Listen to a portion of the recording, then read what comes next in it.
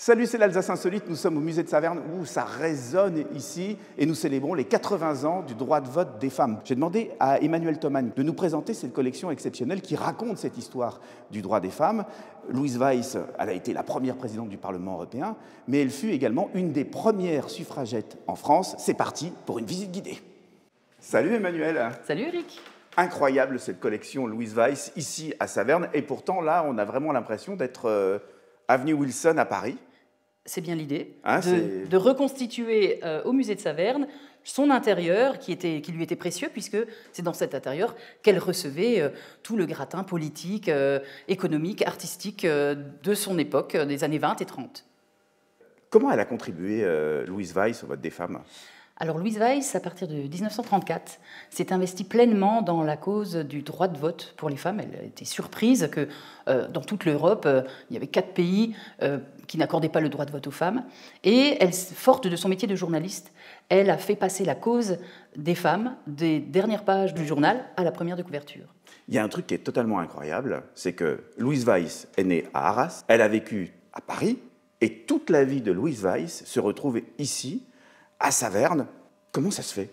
Alors c'est grâce à une rencontre fortuite d'Adrien Zeller, député maire de Saverne, et de Louise Weiss, un jour, dans le train qui ramenait Louise Weiss du Parlement européen vers Paris. Louise Weiss est ouverte à Adrien Zeller, disant elle aimerait bien qu'un musée lui soit consacré à elle, son histoire, ses engagements. Et Adrien Zeller dit écoutez, qu'à cela ne tienne, à Saverne, nous avons un grand château, un musée, nous serions très honorés de pouvoir vous y accueillir. En 1983, après son décès, la ville a hérité du reste de ses biens, des légataires universels, et à partir justement de ce legs, elle a pu réaliser le grand musée que vous pouvez admirer aujourd'hui. Comment se fait-il que cette grande femme qui a marqué son temps ne soit pas aussi connue? Il n'y a pas de reportage sur Louise Weiss. Oui, pourtant c'est une grande personnalité du XXe siècle qui en a porté tous les engagements, la paix, l'Europe, l'égalité des droits.